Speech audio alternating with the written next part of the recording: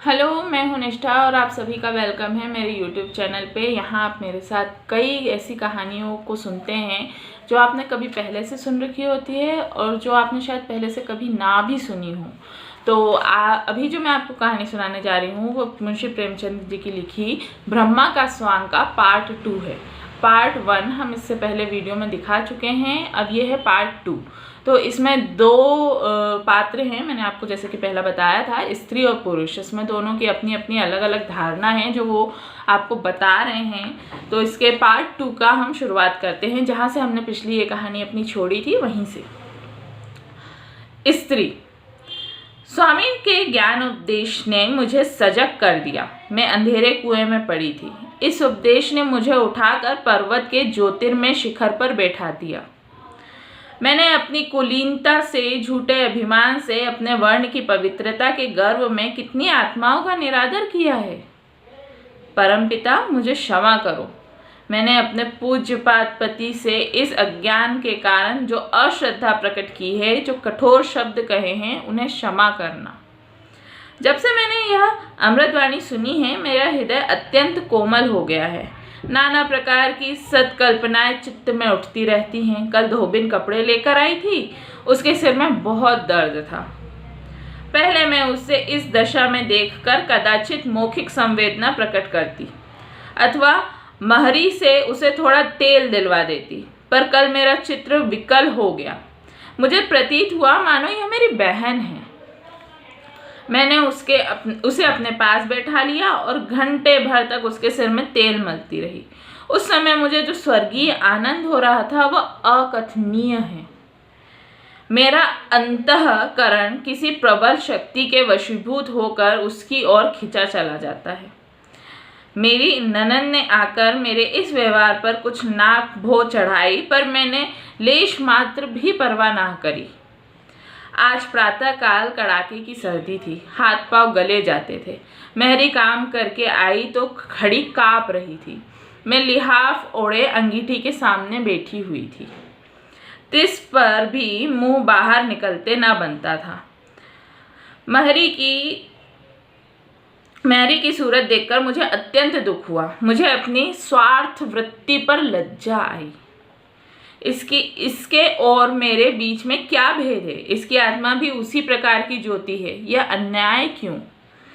इसलिए कि माया ने हम में भेद कर दिया है। मुझे कुछ और सोचने का साहस नहीं हुआ। मैं उठी, अपनी ऊनी चादर लाकर मेहरी को उड़ा दी और उसके हाथ पकड़कर अंगीठी के पास बैठा लिया। इसके उपरांत मैंने अपना लिहाफ रख दिया और उसके साथ बैठकर बर्तन धोने लगी। वह सरल हृदय मुझे वहां से बार बार हटाना चाहती थी। मेरी ननद ने आकर मुझे कौतूहल से देखा और इस प्रकार मुंह बनाकर चली गई मानो मैं क्रीड़ा कर रही हूँ। सारे घर में हलचल पड़ गई और इस जरा सी बात पर हमारी आंखों पर कितने मोटे पर्दे पड़ गए। हम परमात्मा का कितना अपमान कर रहे हैं। पुरुष। अब पुरुष क्या सोचता है उसके आगे यहाँ वो दिया है। कदाचित मध्य पथ पर रहना नारी प्रवृत्ति कदाचित मध्य पथ पर रहना नारी प्रवृत्ति ही में ही नहीं है।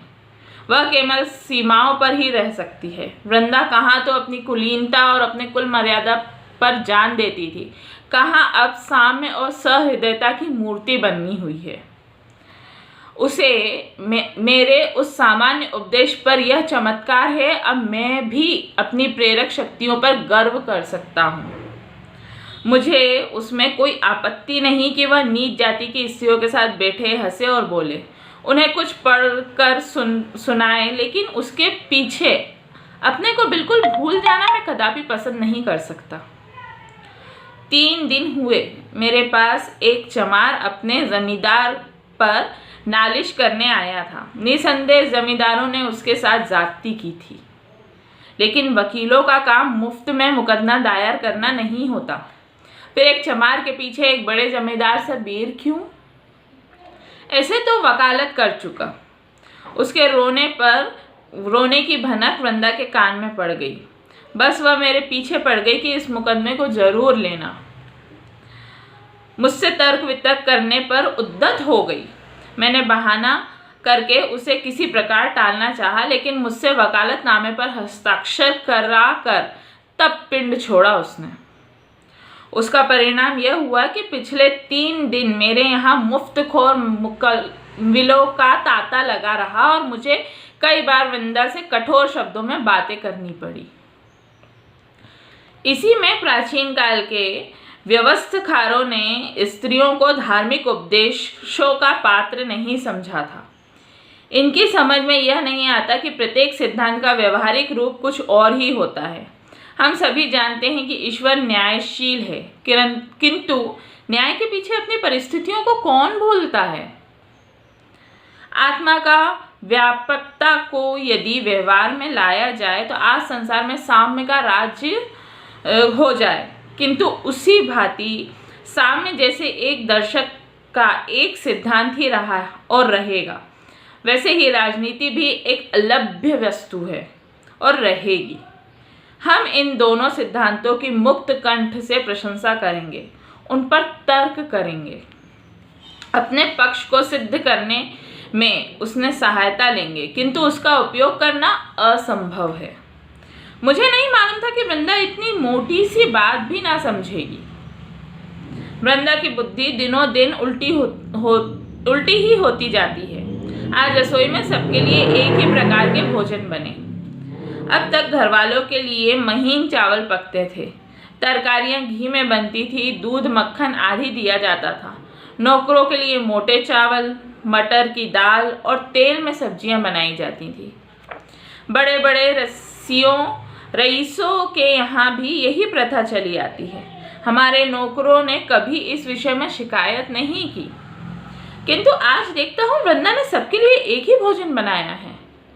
मैं कुछ बोल ना सका, भुचक्का सा हो गया। वृंदा सोचती होगी कि भोजन में भेद करना नौकरों पर अन्याय है। कैसा बच्चों का सा विचार है, ना समझ। यह भेद सदा रहा है और रहेगा। मैं राष्ट्रीय एक का अनुयायी हूँ, अनुरागी हूँ। समस्त शिक्षित समुदाय राष्ट्रीयता पर जान देता हूँ, किंतु कोई स्वप्न में भी कल्पना नहीं करता कि हम मजदूरों या सेना वृत्तिधारियों को समता का स्थान देंगे। हम उनमें शिक्षा का प्रचार करना चाहते हैं, उनको दीन अवस्था से उठाना चाहते हैं। यह हवा संसार भर में फैली हुई है और इसका मर्म क्या है यह दिल में भी समझते हैं, चाहे कोई खोल कर ना कहे। इसका अभिप्राय यही है कि हमारा राजनीतिक महत्व बढ़े, हमारा प्रभुत्व उदय हो, हमारे राष्ट्रीय आंदोलन का प्रभाव अधिक हो। हमें यह कहने का अधिकार हो जाए कि हमारी ध्वनि केवल मुट्ठी भर शिक्षित वर्ग की ही नहीं वरन समस्त जाति की संयुक्त ध्वनि है। पर वृंदा को यह रहस्य कौन समझावे। बेचारी वृंदा, वो पहले कुछ और सोचती थी, उसके बाद में उसका हृदय परिवर्तन हुआ, वो भी उसके ही पति के द्वारा। अब वो कुछ और सोचती है। पहले जो सोचती थी उसमें भी उसके पति को दिक्कत थी, आज जो वो सोचती है उसमें भी उसके पति को दिक्कत है। अब इसका एक आखिरी पार्ट और बचा है इस कहानी का, वो मैं आपको अगले वीडियो में सुनाऊंगी। इस वीडियो में यहीं पर हम इस चीज़ को ख़त्म करते हैं। तो आज का ये वीडियो आपको मेरा कैसा लगा कमेंट सेक्शन में जाके ज़रूर बताइएगा। और अगर आपको ये पसंद आया हो, और इसका पहला पार्ट आप इसकी प्लेलिस्ट में देख सकते हैं मुंशी प्रेमचंद की कहानियों में, वह भी देखिएगा, ये भी देखिएगा। आपको ये कहानी कैसी लगी मुझे ज़रूर बताइएगा। पसंद आई हो तो लाइक करिएगा और मेरे चैनल को सब्सक्राइब करिएगा, ताकि आगे भी आपको ऐसी ही अच्छी अच्छी कहानियाँ मुझसे सुनने को मिल सके। तो आज के लिए मैं यहीं पे ख़त्म करती हूँ और जाती हूँ। आपका दिन शुभ हो।